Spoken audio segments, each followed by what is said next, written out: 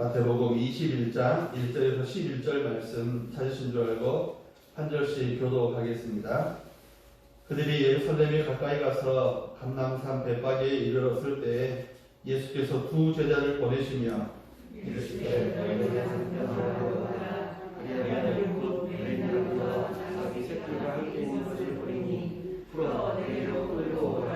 만일 누가 무슨 말을 하거든 주가 쓰시겠다 하라. 그리하면 즉시 보내리라 하시니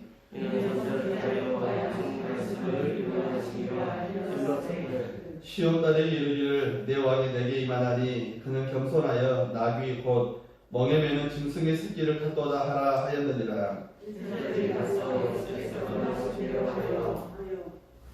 나귀와 나귀 새끼를 끌고 와서 자기들의 겉옷을 그 위에 얹음에 예수께서 그 위에 타시니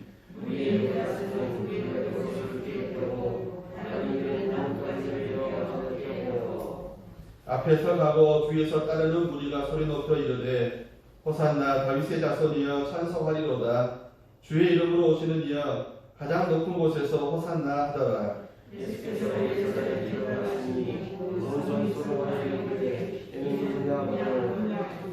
같이요. 우리가 이르되 갈릴리 나사렛에서 나온 선지자 예수라 하니라. 아멘.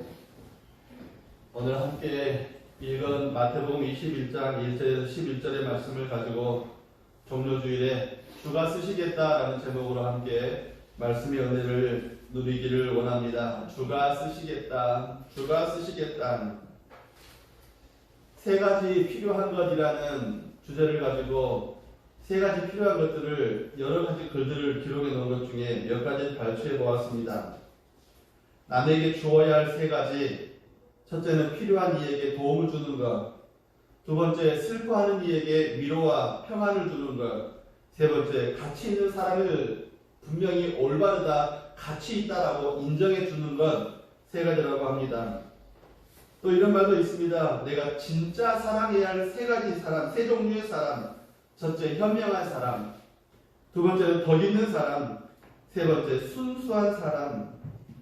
반드시 소유해야 할 세 가지. 건강, 재산, 친구랍니다. 살면서 한 번 놓치면 다시 돌아오지 않는 것 세 가지. 여러분도 잘 아시겠죠? 시간, 또 내가 쏟아놓은 말, 여러분 지나간 기회 다시 오지 않는다고 합니다. 그 중에 제 마음을 가장 제 마음에 기억에 남는 것은 사람을 인간을 감동시키는 세 가지 액체라는 것이 있다고 합니다. 여러분도 잘 아시는 거예요. 땀, 눈물, 피. 예수님은 우리에게 가장 감동적인 것 세 가지를 겟세마네와 골고다를 통해서 우리에게 주셨습니다. 주님이 누구신지를 우리는 다 알고 있습니다. 그런데 그분이 땀 흘려서 땀이 땅에 쏟아지는 피처럼 되시기까지 기도하셨고, 그분은 우리를 위해서 눈물 흘리기를 주저하지 않으셨고, 우리를 긍휼히 여기시며 불쌍히 여기시며 눈으로 오셨고 마음으로 오셨습니다. 십자가에서 우리의 죄를 대속하기 위해서 당신의 몸을 마지막 남은 그 당신의 몸마저도 깨뜨려서 우리를 위해서 피 흘려 생명 주시기를 아까워하지 않으셨습니다. 그런 주님의 은혜를 누리는 또 제목을 달아드리는 종료주일의 예배, 하나님께 쓰임받는 저와 여러분들이 될 수 있기를 주의 이름으로 축복합니다. 어렸을 때 그런 기억이 있습니다. 학교를 다니면서 뒷골이 그때는 처음이었으니까 초등학교 한 4학년쯤인가요? 5학년쯤인가요? 뒷목이 머리가 쭈삣할 정도로 갑자기 선생님이 오셔서 야 사가 교무실 가서 교무수첩 좀 가져와. 선생님 책상 어딘 줄 알지? 그 책상 오른쪽에 어디에 책꽂이에 꽂혀 있어 하고 말씀하시는데 얼마나 가면서 오면서 여러분 선생님이 나에게 뭐 신문을 시켰다고 그 어린 나이에 너무너무 감동이었어요. 어느 날은 제 놀이터가 교회였는데요. 교회에서 놀고 있는데 목사님이 급하게 오셔서 사택에 가면 사모님이 뭘 주실 텐데 그거 꼭 조심해서 갖고 와라. 별것도 아니었어요. 헌수건. 그런데 가면서 얼마나 기뻤는지 모릅니다. 목사님이 나에게 신문을 시켰다. 또 가면서 오면서 얼마나 기쁘고 행복했는지 모릅니다. 누군가에게 쓰임을 받는다는 것 굉장히 좋은 일이에요. 그것도 어른들에게서. 본문에 예수님께서 예루살렘에 입성하시면서 나귀 새끼를 타셨다라고 그렇게 말씀을 하십니다. 이 장면을 보면 하나님이 어떤 모습을 우리에게 원하시는가라는 것을 우리는 알 수 있습니다. 사랑하는 여러분, 하나님은 어떤 사람을 쓰실까? 첫째는 하나님께서 특별히 선택한 사람들을 사용하시더라라는 것입니다. 본문 1절과 2절의 말씀을 보면 예수님은 예루살렘 근처 감람산 벳바게에서 제자들을 맞은편 마을로 보내셨습니다라고 그렇게 말씀을 합니다. 이제 저를 보셔야 돼요.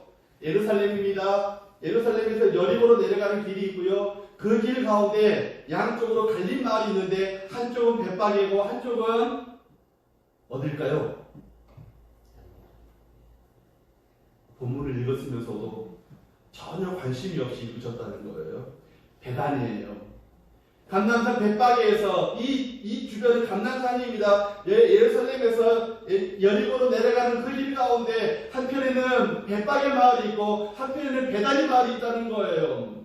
여러분, 이 베다니 마을과 이 벳바게 마을은 감람산을 감람산 줄기에서 이 골짜기 가운데 서로 마주보고 있는 그런 마을입니다. 그러니까 근처 동네라는 말입니다. 그때 예수님께서 제자들에게 벳바게에서 그렇게 말씀하시죠. 건너편에 가면 베단이라는 마을에 나귀와 나귀 새끼가 나귀가 있을 텐데 그것을 풀어서 내게로 끌고 오라. 만일 누가 무슨 말을 하시거든 주가 쓰시겠다 하라. 그리하면 즉시 보낼 것이다 라고 그렇게 말씀을 하시면서 제자 둘을 보내셨습니다. 왜 주님이 타시기 원하시면 말도 얘기했고 주님이 타시기 원하시면 가마도 있겠고 여러 가지 종류의 것들이 과거라도 그런 타들 종류들이 있겠지만 왜 나귀를 끌고 오라고 하셨을까?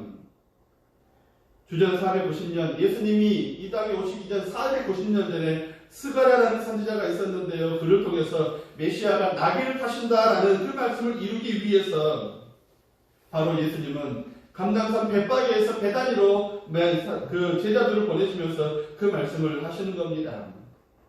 다른 말로 바꾸면 하나님은 나귀 한 마리에 대한 계획도 섬세한 계획들을 갖고 계신다라는 그런 말씀이십니다. 우리는 성경을 보면서 이 성경은 우리에게 계시된 말씀이십니다. 하나님 우리에게 보여주신 말씀이세요. 그리고 이 계시된 말씀 외에도 우리에게는 우리가 그것을 알아도 되지 않기 때문에 계시가 안 된 말씀들도 있습니다. 사도 요한은 이 말씀 외에도 많은 일들을 해가셨지만 이 말씀만 기록하 있다라고 그렇게 의미를 담아서 말씀을 하십니다.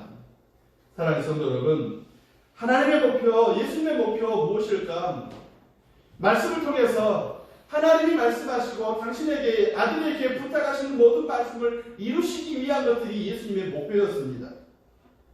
그 하나님의 뜻을 이루시기 원하시는 것, 죄인들을 구원하시기 위해서, 나귀 한 마리를 타시기 위해서, 그 말씀하신 그것을 이루시기 위해서 예수님은 그 일들을 하나하나 차곡차곡 이루가시면서 그 절정이 어디냐? 십자가라는 거예요. 또 하나의 절정은 어디냐? 부활입니다. 또 하나의 절정은 어디입니까? 베다니 마을에서 제자들이 보는 가운데 500여 무리가 보는 가운데서 하늘로 승천하신 겁니다. 또 다른 절정이 뭡니까? 사랑하는 여러분, 저와 여러분을 다시 만나시기 위해서, 우리를 구원하시기 위해서 다시 오시는 것입니다. 말씀 하나하나를, 하나님이 말씀하신 그 하나하나를 아들이신 하나님, 아들이신 예수님께서 하나하나 말씀대로 모든 것을 이루어 가시고 계십니다. 나귀에 대한 계획도 계시다면 하물며 사람에 대한, 사랑하는 여러분, 당신이 구원하시고 은혜 베푸시기 원하시고 우리에게 당신을 닮아가기 원하시는 우리를 향한 하나님 주님의 계획은 없겠습니까? 우리를 하나님의 형상으로 만드셨습니다. 이미 우리를 만드시기 전부터 우리를 구원하시기 위한 놀라운 계획들을 갖고 계셨습니다. 그리고 대속의 제물로 십자가에 달려 죽으시기까지 우리를 구원하시기 위한 그 몸으로 이루신 그 귀한 증거들이 우리 가운데 있습니다.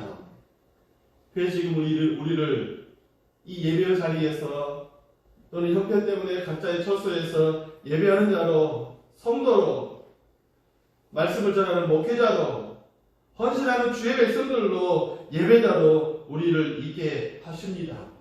우리는 가치 있는 귀한 존재들입니다. 누구에게? 하나님께, 예수님께, 성령님께. 물건을 살 때에도 우리는 얼마짜리 이런 이야기를 많이 하죠. 보니까 이 수건이 바뀌었더라고요. 우리 이정호 목사님이 이 수건을 사시기 위해서 얼마나 버스를 타고 또 장에 가셔서 수건 하나를 고르시기 위해서 얼마나 애쓰셨는지 모르겠습니다.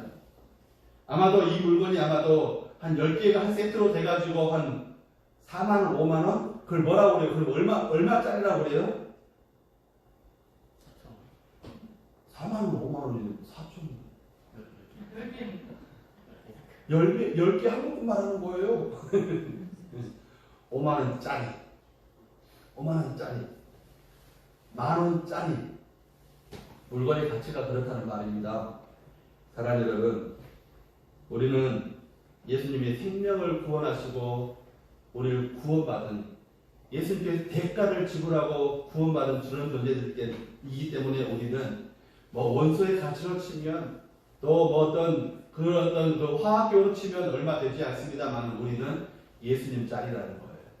1,000원짜리, 만원짜리 정도가 아니라 1만 달란트짜리, 10만 달란트짜리, 우리가 돈으로 가치를 셀 수 없는 그런 짤이에요. 무슨 짤이? 예수님 짤이라는 말입니다. 말을 듣기에는 별로 좋지는 않습니다. 가치 있는 성도들에게, 그렇게 가치 있는 예수님 짤인 성도들에게 어떻게 하나님의 계획이 없겠습니까? 사랑하는 여러분, 우리는 하나님께 선택받은, 예수의 피로 선택받은, 예수의 보혈로 선택받은, 십자가 연대로 선택받은, 부활 연대로 선택받은, 그래서 지금까지도 쓰임받고 살아오셨지만 할렐루야, 앞으로는 더 멋지게 쓰임받을 수 있는 그런 성도들이 될 수 있기를 간절히 바랍니다.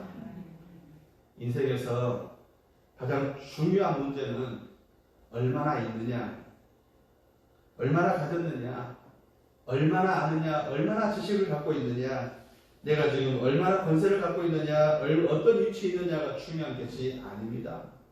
사랑하는 여러분, 소유, 지식, 권세가 중요한 것이 아니라 얼마나 하나님 앞에 멋지게 쓰임받고 있느냐, 그게 더 중요합니다.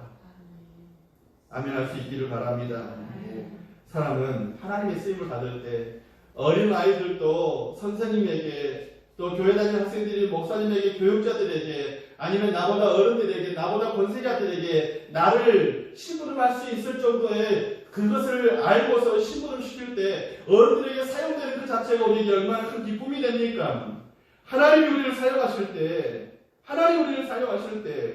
사랑하는 여러분, 우리는 무한한 가치와 놀라운 행복을 거기서 누릴 수 있습니다. 그것을 기억하시기 바랍니다. 하나님을 사는 사람, 내 눈에는 무시가 되고 내 눈에는 기억도 안 나는 사람일 수도 있겠지만 하나님은 그럼에도 불구하고 그 한 사람을 가장 가치 있게, 가장 고귀하게, 가장 은혜롭게 분명한 놀라운 계획들을 그를 향해서 갖고 계시다는 사실, 그래서 항상 하나님의 축복과 약속의 주인공이 나다라는 사실을 기억하고 살아가는 저와 여러분 되시길 간절히 바랍니다. 하나님께 사용받은 나, 지금까지 사용받아온 나, 그리고 하나님이 여전히 사용하실 나.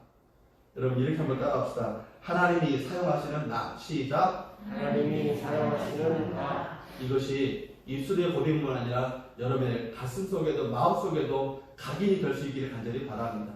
지금까지 사용해 오셨고 앞으로도 유용하게 가장 가치 있는 일에, 주께서 원하시는 일에, 주님이 원하시는 곳에 가장 적당할 때 가장 아름답게 사용될 수 있는 그런 남. 내 자신의 부족함에 연연하지 마십시오. 살다 보면 하나님, 내 형편이, 내 처지가 이거밖에 안 되는데요. 또 사람들은 그렇게 말합니다. 당신의 처지가 그거밖에 안 되는데 뭘 할 수 있겠느냐? 돈도 없는데 뭐 할 수 있느냐? 당신같이 이런 계천에서 난 당신 같은 사람이 어떻게 용이 될 수 있겠느냐라고 우리에게 말을 하겠지만, 그때마다 기억하십시오. 만일 누가 무슨 말을 하거든 주가 쓰신다. 만일 누가 무슨 말을 하거든 주가 쓰시겠다 하라. 내 부족함에도, 내 연약함에도, 심지어는 하나님 내가 별로 한 일도 없지만 이미 많은 나이가 되었습니다. 이 나이에 무슨 일을 하겠습니까? 라고 내 자신마저도, 남들이 아니라 내 자신마저도 그런 생각이 들 때, 만일 내가 무슨 말을 하려고 생각나거든 주가 쓰시겠다 하라. 주가 쓰시겠다고 하면 부족해도 얼마든지 사용할 수 있습니다. 주님은 내 연약함을 의지하고 사용하시는 것이 아니라 주님의 능력을 나라는 통로를 통해서 사용하기를 원하십니다.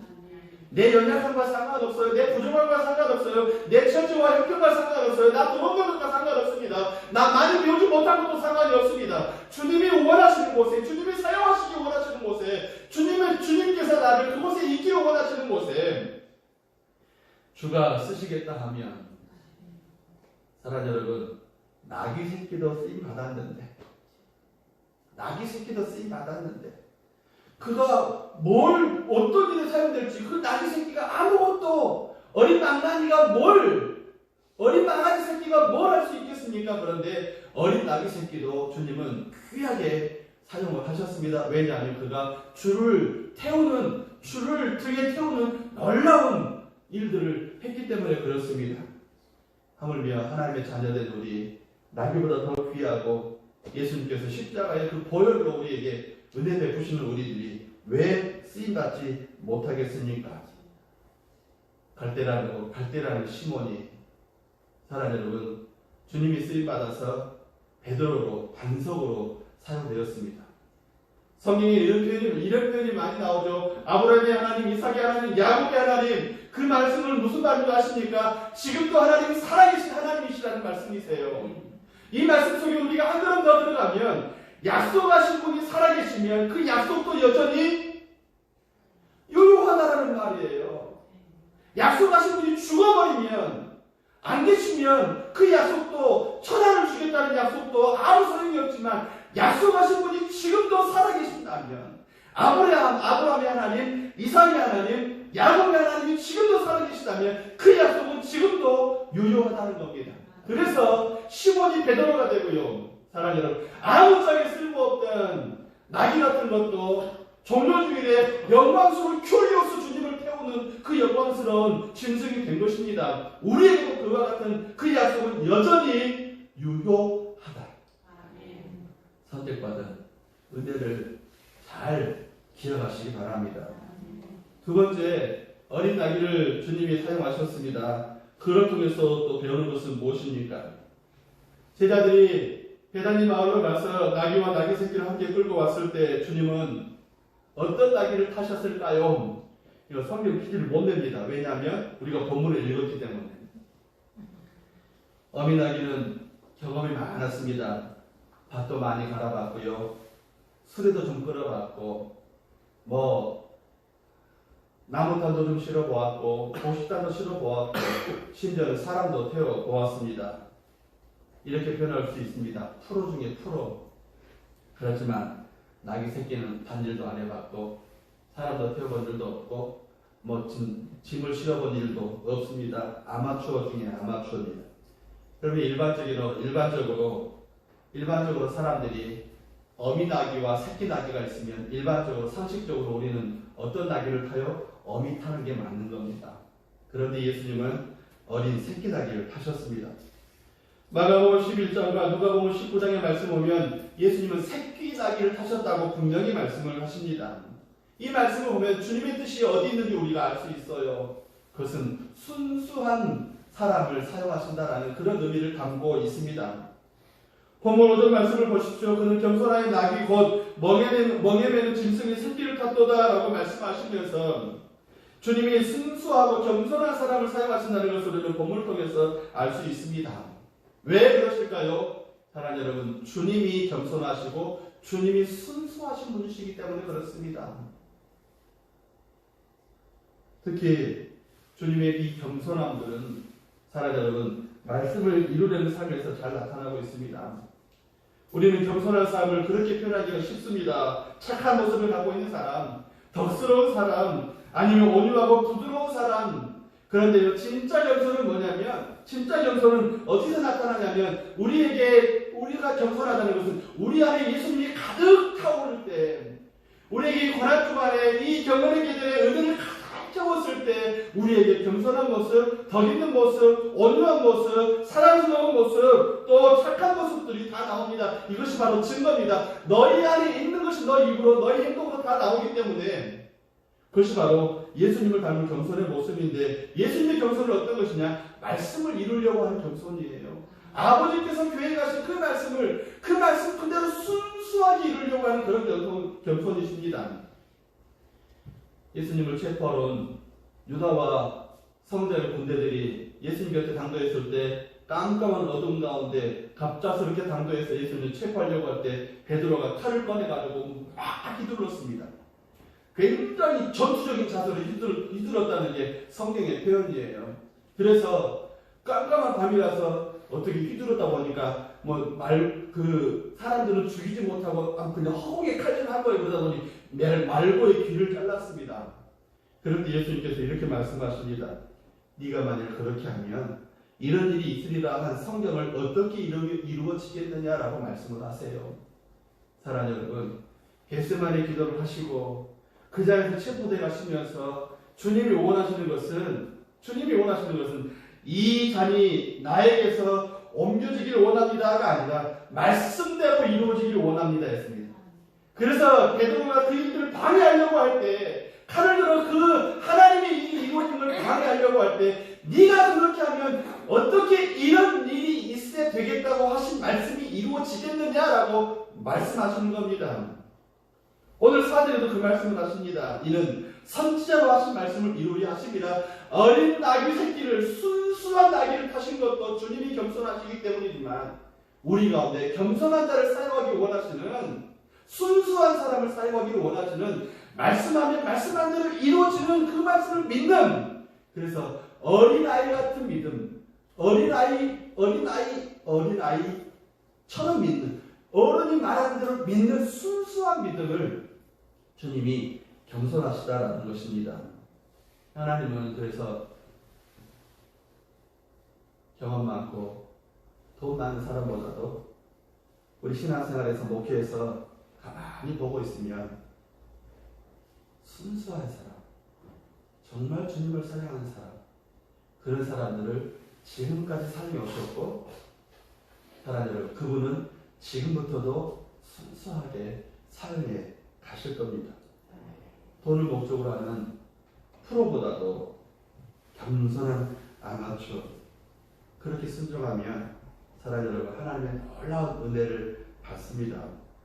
그 은혜를 받은 후에 한 가지 더 잘해야 할 것이 있습니다. 내가 잘해서가 아니라는 거예요. 내가 잘해서가 아니라는 겁니다. 내가 잘해서 착각. 나귀 새끼가 순수하기 때문에 그 순수함에 순간 파고드는 것이 있죠.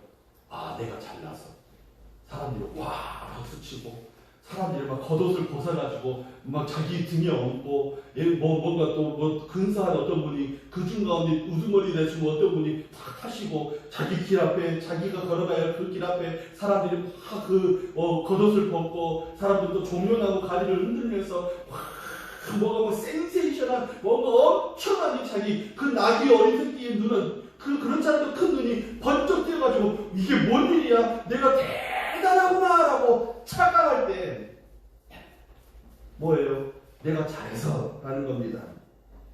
여기에 큰 착각이 있습니다. 사랑하는 여러분, 예수님이 등에 타지 않으셨다면 누가 그 나귀 새끼를 거들떠보기나 하겠습니까? 그저 한기퉁이에 묶여있거나, 그저 한기퉁이에 무거운 짐을 싣거나, 그저 한기퉁이에서 사람들의 눈에 잘 보이지 기억도 나지 않겠죠. 그 밭을 나귀가 갈았어, 소가 갈았어, 누가 갈았어? 나귀가 갈았대 할 정도로 아무도 기억하지 않는 그런 정도밖에 되지 않을 것입니다. 착각에 빠져서 우리의 등에서 예수님을 내리게 하면 그때부터 자신도 사람들로부터 외면당한다는 사실이에요. 착각에 빠져서 우리 등에 예수님을 내리면 그 순간부터 우리는 하나님으로부터 외면당할 수도 있다는 사실이에요. 사랑하는 여러분, 내 몫의 태이 십자가라고 말씀을 합니다. 내게 맡기는 사명이라고 합니다. 내게 맡기는 사역이라고 합니다. 어떤 사람들은 그 사명들이, 그 사역들이 엄청난 화로를 받기도 하지만 그 화로 때문에 내가 잘나서라고 생각하는 착각에 빠지고, 어떤 사람들은 왜 주님은 나에게 이런 일을 시키셔야 하고 단일 논일 그런 일을 시킬 때 그것마저도 사명인지 모르고 그것마저도 이거 나 이 정도 사람이 아니야 하고 착각하고 일으켜서 그 일들을 외면할 때 사람도 무시하지만 하나님도 우리에게 은혜 베푸실 기회를 놓치신다는 겁니다. 착각하지 마십시오. 우리는 낙이 새끼와 같은 존재밖에 되지 않습니다. 그런데 우리 등에 예수님을 태웠고, 그런데 우리의 등에 예수님이 맡기신 사역을 태웠고, 그런데 우리 등에 예수님이 맡기신 사역을, 예수님이 맡기신 일들을 우리가 감당하고 있기 때문에 하나님께서 은혜 베푸시고 인도하시고 붙드시고 함께하시고 계속 이렇게 말하는 것은 아멘 하자고 하는 말인데 그냥 멍하니 나를 쳐다보고 계시니까 제가 더 이상 할 말도 없고, 사랑하는 여러분, 내 등에 예수님을 태우고 내 등에 예수님의 사역을 태우고 내 등에 예수님과 함께 일하는 은혜를 태우시기를 간절히 바랍니다. 그래야 지금까지도 사역되어 오셨지만 끝까지 사용되시는 것입니다. 세 번째로는 헌신된 사람을 사용하십니다. 본문에 한 가지 의문이 듭니다. 어떻게 주님은 베다니에 가보지도 않고 거기에 나귀가 있는 것을 아셨을까? 또 다짜고짜로 베다니 사람들은 어떤 두 사람이 와가지고 낯선 사람 두 사람이 와가지고 상당한 재산인 나귀를 끌고 가려고 할 때 누군가 이렇게 말할 겁니다. 이 사람들아 왜 허락도 없이 그 나귀를 끌고 가느냐? 그때 주님은 주가 쓰시겠다고 하라 하면 75년이라고 하셨습니다. 어떻게 그 말 한마디로 순순히 나귀를 내줄 수 있을까요?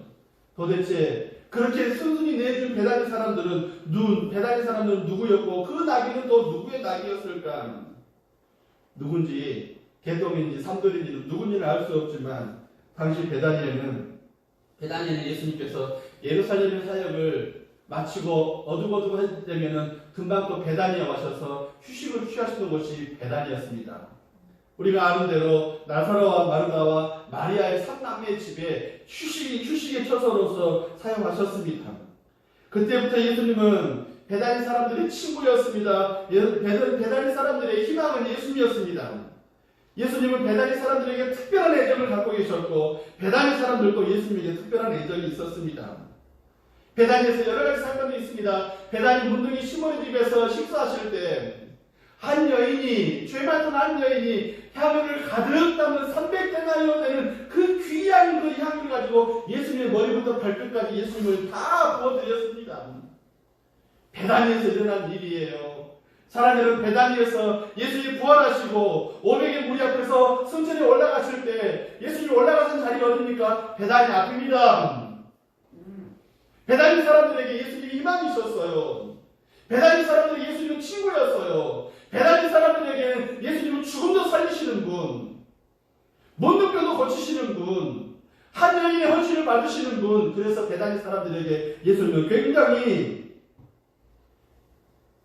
그들에게는 예수님은 주님이셨습니다. 십자가를 데려가시는 예수님이요. 그분이 누군지를 모르지만 예수님이 쓰시겠다고 하시니까 순순히 내줄 수 있는 것. 사랑하는 여러분, 예수님 안에 베다니 사람들이 있었고 베다니 사람들 안에 예수님이 계셨습니다. 옛날에 개그맨들이 그런 말 하던데, 내 안에 너 있다. 민주야, 내 안에 너 있다. 사랑하는 여러분, 예수님 안에 우리가 있고요. 우리도 베다니 사람들처럼 베다니 사람들 안에 예수님이 계시기를 간절히 바랍니다. 사랑하는 여러분, 이 관계가 있으셔야 돼요. 이 관계가 어떤 관계입니까? 사랑하는 여러분, 주님이 우리를 위해서 헌신하시고 우리도 또한 주님을 위해서 헌신하는 것. 그러면 이런 고백이 나오겠죠. 박종호 장로가 찬양한 대로, 주님 내가 여기 있사오니 나를 써주소서. 나의 마음, 나의 몸, 내 모든 걸 주께 드리오니 주님 사용하여 주옵소서. 주님 내가 여기 있사오니 나를 써주소서. 가진 것 모두 다 주께 드리오니 주님 나를 사용해 주옵소서. 본문에 나오는 베다니 무명의 헌신자겠지만 그 사람은 단순히 나귀만 내준 것이 아니라 자기 자신을 내드렸다라고 생각할 수도 있습니다. 그는 예수님을 자기가 가진 모든 걸 주인으로 알았습니다. 그처럼 예수님의 주권을 인정하는 것, 그 주님을 위해서 어떤 것을 바쳐도 아깝지 않는 건 갈라디아 성도들, 갈라디아 교회들의 마음에도 그런 마음들이 있었습니다. 사도 바울이 이렇게 말하죠. 너희가 할 수만 있었더라면 너희 눈이라도 빼어서 내게 주었을 것이다. 바울이 안식 때문에 고생하니까 바울 사도가 눈이라도 좀 그러면 바울 사도가 조금이라도 더 편안하게 말씀을 연구하고 설교하고 복음을 전도하기 위해서 내 눈이라도 빼줄 수 있는 그런 마음들이 갈라디아 사람들의 마음속에 있었다라는 건, 사랑하는 여러분, 베다니아 헌신자들도 주님을 위해서라면 눈이라도 빼어 주었을 것입니다. 그들은 말로만 살아가는 것이 아니라 자기 것을 들여서, 자기 몸을 들여서, 자기 재산을 들여서, 자기의 귀한 것들을 들여서 주께서 사용하시도록, 운명의 베다니 사람이 즉시 나귀를 드리자 수많은 사람들도 자기 겉옷을 벗어들이면서 나귀 위에 얹기도 하고 길에 펴기도 하면서 주님의 길에 동참했습니다. 그것이 바로 종료의 주일입니다. 사랑하는 여러분, 베다니 사람이 나귀를 드리자 이것이 영적인 마중물이 되어져서 많은 사람들이 자기의 신분을 나타내는 것들을 드리고 자기의 귀한 것들을 드려서 주님 앞에 드릴 때 이 베다니의 나귀 새끼 한 마리가 영적인 마중물이 되어져서 또 다른 누군가의 헌신을 또 나오는 엄청난 하나님 나라의 귀한 역사의 스타트가 되어지는, 출발이 되어지는 그런 저와 여러분들이 되기를 간절히 바랍니다. 이제부터 우리는 이런 마음을 가지실 수 있기를 바랍니다. 주가 쓰시겠다 하라 그리하면 즉시 보내리라 할 때 주가 사용하시기에 즉시 보낼 수 있는 은혜. 사랑하는 여러분, 오늘 이 베다니 사람들과 또 예수님의 마음, 베다니 사람들의 마음속에 예수님이 계셨고 예수님의 마음속에 베다니 사람들이 있었다라고 저는 좀 확대해서 말씀을 드렸습니다. 사랑하는 여러분, 여기서 왜 이 말씀을 제가 강력하게 드릴 수 있냐면, 예수님은 신약 성경에 자기가 자기를 가리켜서 말씀하실 때 딱 한 번 말씀을 쓰시는데 뭐라고 쓰시냐면 큐리오스라는 말씀을 쓰세요.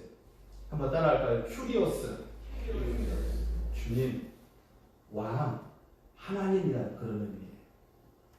주님은 많은 사람들이 내가 너의 선생이 되고 내가 너희의 어떤 아버지가 되고 내가 너희의 영적 지도자가 되고 내가 너희의 선지자가 되기를 원하느냐, 나는 큐리오스다라고 한 번도 말씀 안 하셨는데 이 베다니 사람들 앞에서는 큐리오스가 쓰시겠다고 하라 그래야만 보내리라 하시는 이 말씀을 하실 수 있는 이유는 베다니 사람들의 마음속에 주가 계셨고 주님의 마음속에 베다니 사람들이 있었기 때문에, 헌신을 하기 원하는 사람들이 있었기 때문에, 주를 위해서 자기 자신을 드릴 수 있는 사람이 있었기 때문에 주님의 주권을 인정하고 주가 쓰시겠다 할 때 자기 귀한 것들을 드릴 수 있는 사람들이 있어서, 예 주님이 원하시니까 가져다 쓰십시오.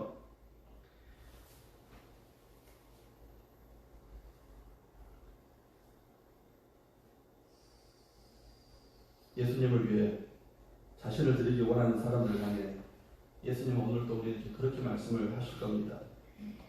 야, 교회 위해서, 세계 선교를 위해서, 또 전도하기 위해서, 또 우리 성도들 가운데 연약한 이웃을 지체하기 위해서 아무개야 내가 내 것 좀 쓰려고 하는데, 내가 내 것 좀 쓰기를 원하는데 할 때 나에게 매긴 나귀 새끼, 물질, 재능, 건강, 주님 쓰십시오 하고 내어드릴 수 있는 저와 여러분 되기를 간절히 바랍니다. 거룩한 일에 쓰여져야 되겠지만은 그 시간과 재능과 물질이 잘못 쓰면, 잘못 사용하면 다시 묶이게 되고요. 또 마귀가 사용할 수밖에 없습니다. 그런데 주가 쓰시겠다 할 때 자기 것을 힘써 내드리면 하나님이 그것을 멋지게 사용하신다는 것입니다. 오늘 종료주일 그것을 재발견할 수 있는, 큐리오스 주께서 쓰시겠다 하시는 것을 재발견할 수 있는 저와 여러분들을 간절히 바랍니다. 이 고난 중간에 묵상과 기도를 통해서, 금식을 통해서 사랑하는 여러분, 그냥 그 경건한 모드가 아니라 세탁 모드, 해군 모드, 그냥 건조 모드, 이런 모드가 아니라 은혜가 더 충만한, 그리고 예수님을 더 깊이 알고 예수님을 더 많이 닮아가는 그런 종료주일, 그런 경건의 계절, 고난주가 될 수 있기를 예수님의 이름으로 축복합니다. 아멘.